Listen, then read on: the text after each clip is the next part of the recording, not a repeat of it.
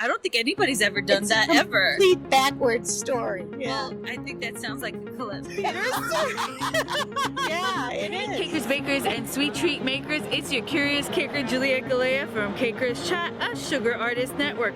Welcome to the ultimate sugar show.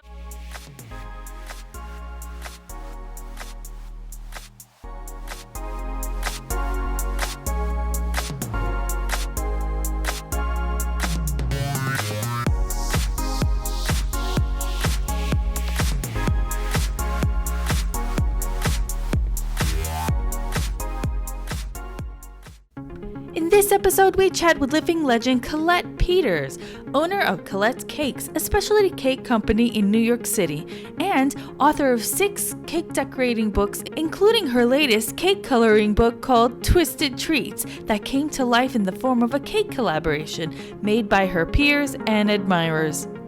Colette has delivered cakes throughout America, Europe, and the Caribbean, and has created cakes for so many celebrities, too many to mention, even in the White House.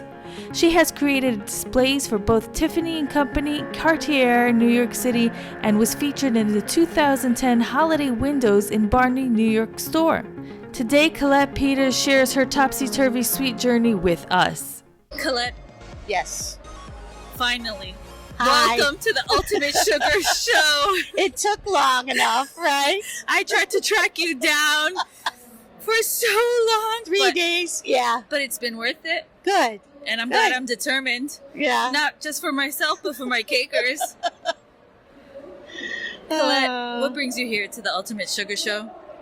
Well, first of all, they asked me to come and do some classes. And I also happen to have my newest book that just came out Ooh, it's right called there. Twisted Treats, my new coloring book filled with cake ideas and twisted treats. And so I've been selling my book here too and hobnobbing with everybody, and it's been a lot of fun. Colette, I was there to witness something, and I thought it was hysterical. It was touching and actually eye-opening. On Thursday night, there was a day of sharing. Right.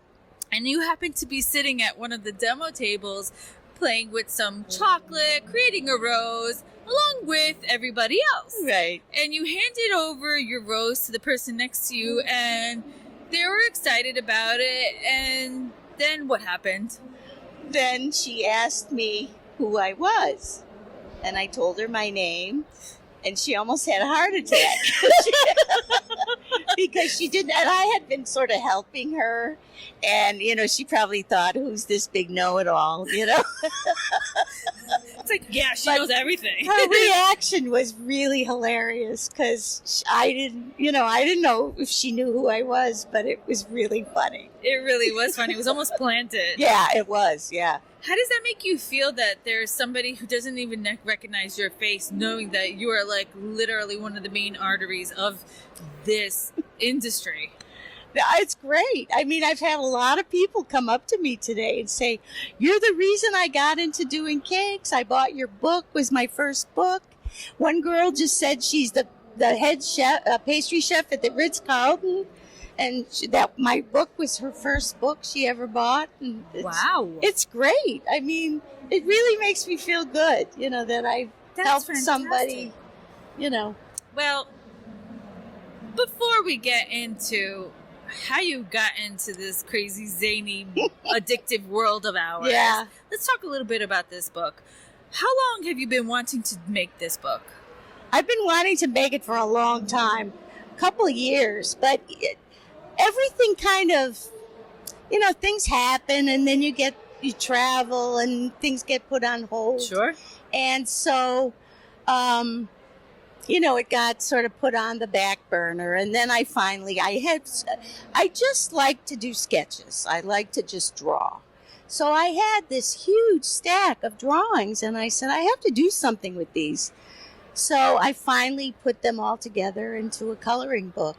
And it's been a big hit. Everybody loves it. So It's glamorous. When you told me, when I found out that Colette made a coloring book, I was super excited about it.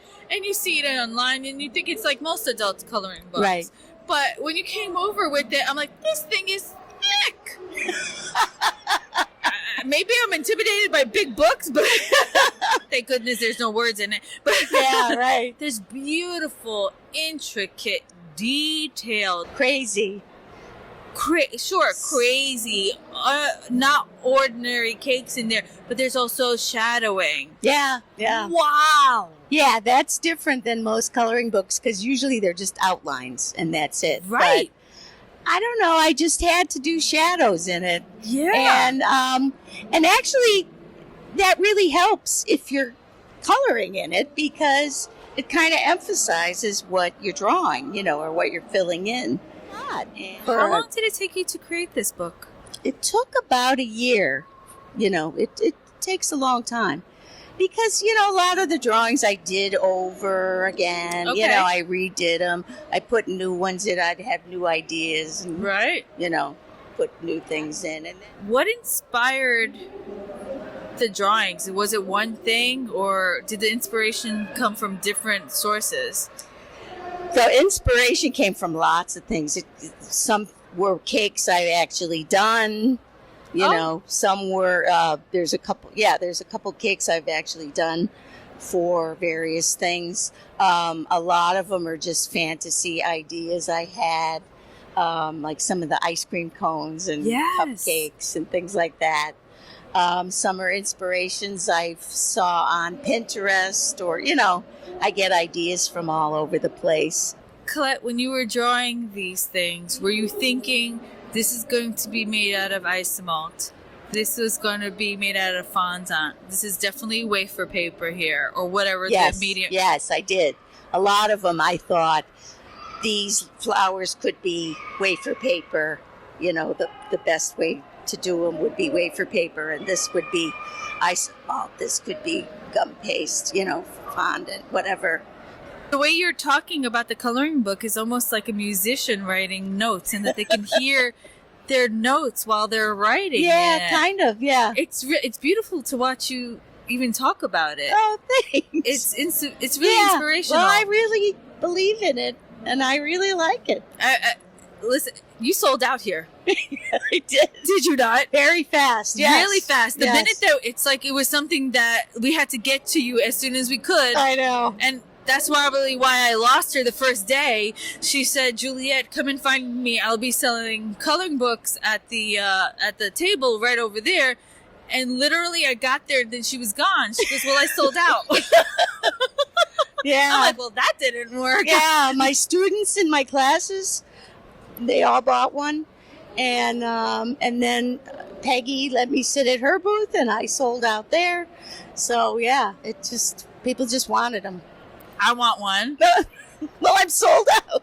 We actually had to go to another booth to go get this a one. copy, and they're not exactly sure which one owns it either. Yeah, so they're fighting over it. Yeah.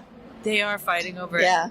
Colette, where did this all start, man? It's funny. When I was little, I was like 8 years old, and I started baking. And I didn't know what I was doing, but I would come home from school and bake.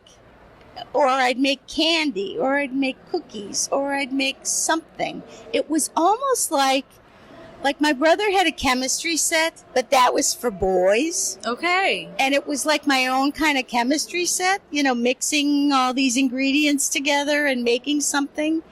And that was what I did. I'd come home and try recipes. And it was more just the baking part in those days. And then I gradually started doing decorations, and, it just kind of grew. And wherever I worked, I would bring cakes in for people's birthdays in the office and stuff like that. So, where did you work? You weren't always a baker? I worked at Tiffany's. Did you in really? New York, yes. I was a designer for Tiffany's. You were a designer for Tiffany's jewelry? Yes, for 8 years. Hold on to your spatulas. It's time for the Quick Mix Q&A. My name is Colette Peters, and my company is Colette's Cakes. Name your favorite color. My favorite color at the moment is cobalt blue. What's your favorite season? I think my favorite season is fall. What's your favorite dessert? I think my favorite dessert is ice cream and cookies. What's your least favorite dessert? Fruitcake. Early bird or night owl? Night owl. Coffee or tea? I like coffee. What's your zodiac sign? I'm an Aquarius. Name one cake tool that you just can't live without. A cake tool? I think the Dresden tool. How did you ever get into caking anyway? My Aunt Rose used to always make lamb cakes for us for Easter, and I think that was my inspiration. What did your first cake look like? My first cake was actually my brother's wedding cake because his wife made it, but she didn't decorate it. She didn't know how. So I ran to the store and got a bunch of stuff and stuck flowers on it and piped on it. And that was my first cake. What do you want your legacy to be? I guess I would like my legacy to be that I created some new ideas and taught people something. If you weren't a caker, what would you be? I think I would be a woodworker. Colette, why do you do what you do? Just because I like it better than anything else. So you are royalty in a different place. I mean, Tiffany, that's a big deal, Colette. Well, How did you get into that? I went to graduate school. I graduated. They had From? a Pratt Institute. Of course, I knew that. We were going to fall right into that Right. one. And then they had a job offering at Tiffany's, and I went and I got the job. And I didn't design jewelry so much. I did china, stationery, all kinds of different enamel boxes. And Wow. I did jewelry too, but not the big fancy stuff. I did, pins and all kinds of It things. kind of makes sense. I mean, I think your designs might relate, do they? Yeah, I think so. Yeah. They do translate from one to the other with the swirls and... Yeah. And then I was bringing in cakes to the office, and so I got this sort of reputation, for making cakes. And then my boss asked me to do a cake for a magazine, and I did a crooked cake, the Topsy Turvy cake. That was the Topsy-turvy. first There's one. a difference between a crooked cake and Right. a Topsy-turvy cake. Right. I did it on purpose, Right. and he loved it For a magazine. for a magazine. It's a story about table settings, and he wanted his cake for the centerpiece. Okay. He didn't tell me. He gave me a cake plate, and he said, "Put it on this." He didn't say anything. He said, "Make it whimsical." So I made it crooked, and he loved it. He was writing a book about table settings. He put it in his book, and then the New York Times called me and asked me they were going to do an article about me. I didn't even have a business. I wasn't even really making cakes for money. I was just goofing around, really. And they did an article about me in the food section. And that day, actually, a book agent called me and asked me if I wanted to write a book on cakes. No way. Yes. It can't be that easy. Well, it was. I didn't even have a business. And so I got a contract to write a book. I wrote the book. What did you think at that time? When she asked me if I wanted to write a book, I didn't think it would really happen. So I was just like, okay. I figured this will fall through. We'll see. We'll see. Yeah. And then If you're from New York and you say, yeah, we'll see, that means no. Exactly. Yep. But it happened. And I got a advance, which was more than I was paid at Tiffany's. Started Wow. writing the book. I was still working. I finally couldn't do both. So I quit my job. And I thought, well, I could live a year on what they gave me. Mm-hmm. And I never looked back. Incredible. So then I started my business after the book came out. That's it. I don't think anybody's ever done It's that a ever. complete backwards story. Yeah. Well, I think that sounds like a Colette Peters story. Yeah, it is. It's so artistic. It's almost like the universe was just like, Yeah. come on, woman. Don't waste your time here. I know. Yeah. That's incredible. Mm-hmm. The book. So that was your first book. That was my first book. Then they gave me a contract, the same publisher, for 2 more books. No kidding. So I did 2 more books within 2 more years. Wow, that's a lot of pressure. Yeah. Yeah. How was it to do it back then?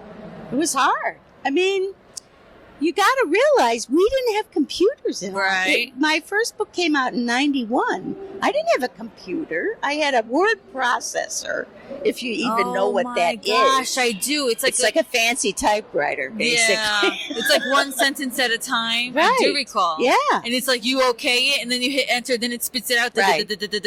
Right. I recall. But I mean, we didn't have Photoshop and all that stuff. Right. So it was, the picture was the picture. You didn't touch it up, Oh, there was no photo retouching. No. So that was it. If a fly landed on one of your cakes, It's going to stay there. that was in the picture. Yeah.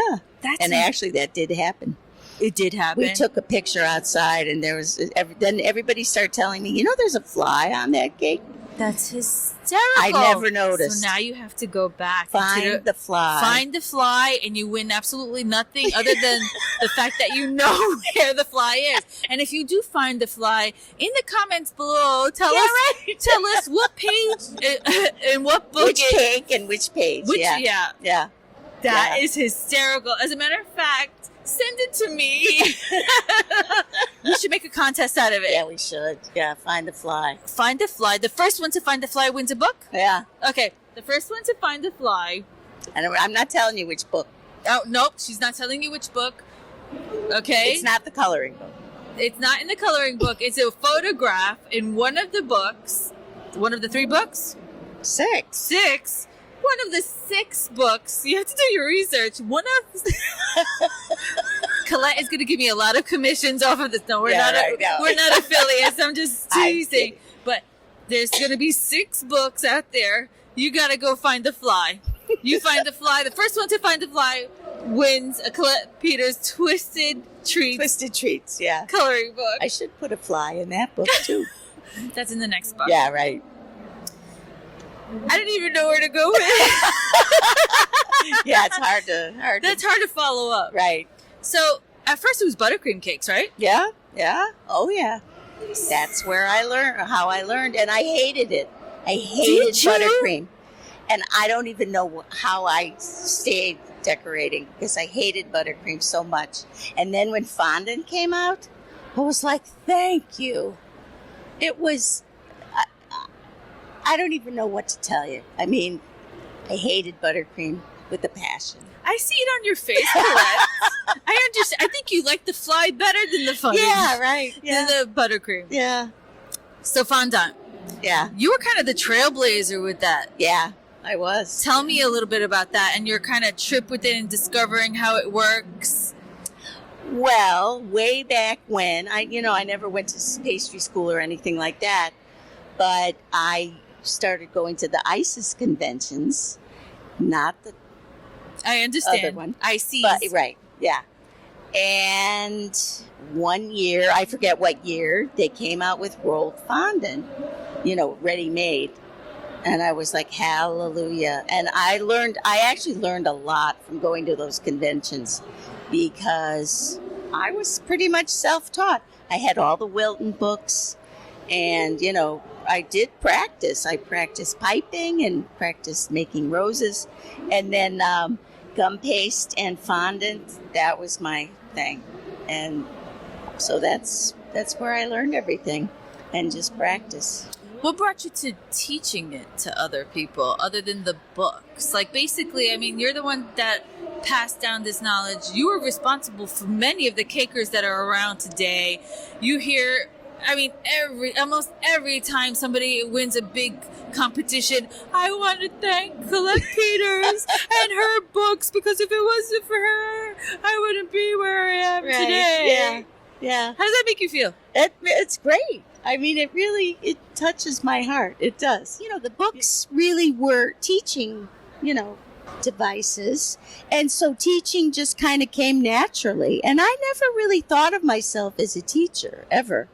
But when I started teaching, it just was natural, and I really liked it, showing people how to do stuff and Thank goodness. Explaining things. Yeah. Thank goodness. Yeah. Otherwise, we wouldn't be here in these beautiful purple chairs and congregating with all these magnificent decorators. Yeah. Right? There's a funny story that not a lot of the newbies know about.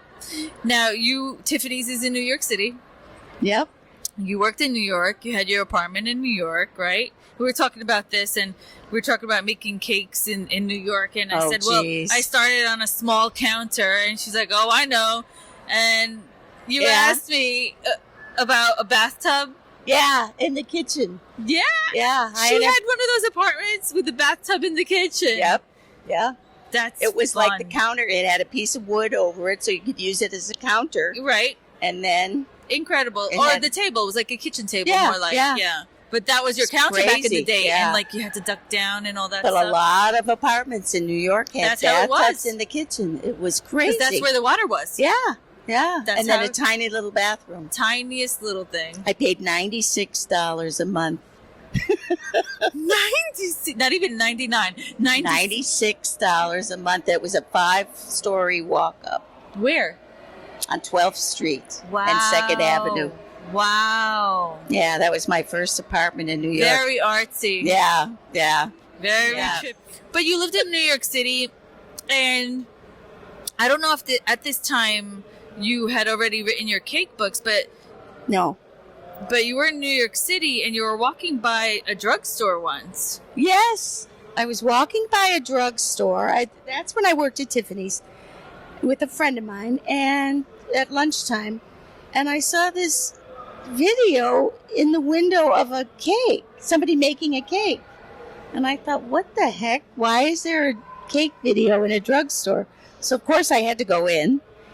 And in the back of this drugstore, there was a little section of cake decorating equipment and some card tables set up for classes. And this little woman there, kind of selling products. And I'm like, what is this place? And that was Joan Mansour.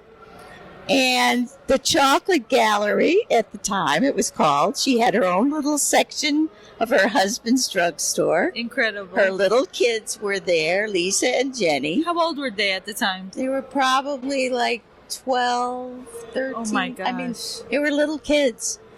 And they would work there. And then on Saturdays, she'd have classes decorating.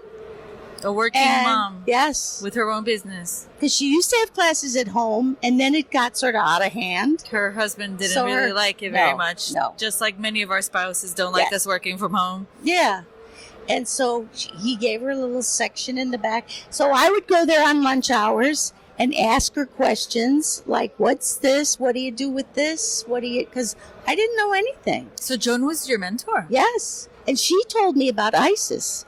And so that's when I started going to the conventions because of her. That's incredible. But she taught me a lot. About just products and what to do with them. And I just did a big mural for their new store. I saw that mural. It was absolutely incredible. They just opened a new store. It's a fabulous new store. Yeah. And the mural is 15 feet by 10 feet. And it's the skyline of New York made out of all cake decorating tools. You have to go check that out. Yeah. It took me all summer. I worked for 3 months on it. It's incredible. Yeah. Fantastic. And to leave your mark with people who helped you once and you're turning around and helping them. Yeah. That's absolutely incredible. Mm-hmm. And I love the fact that you're reinventing yourself here with the coloring book as well. Yeah. Colette, thank you so much for your time. Thank you. I appreciate you so much. Well, thank you. You're a good interviewer. I appreciate that from you too. There's Sid Mitchell here from Sweet Fest and the Ultimate Sugar Show. In 2018, we hosted a phenomenal cake show here in Atlanta, and 2019 is going to be even better, so you've got to join us. Head over to ultimatesugarshow.com to subscribe to our newsletter and be the first to know when tickets go on sale and when classes are available. Also, don't forget to join the conversation over on the cakerschat YouTube channel every Wednesday and connect with other wonderful cakers and sweet makers just like yourself.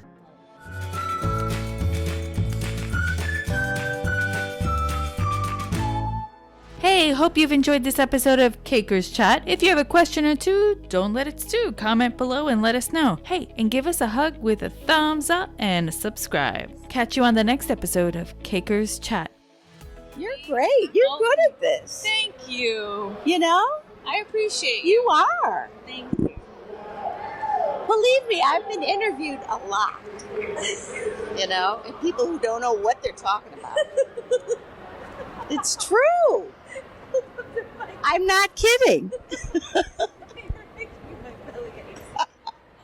See? Okay, so the next thing you're going to do... Was it worth the wait? You are so worth the wait.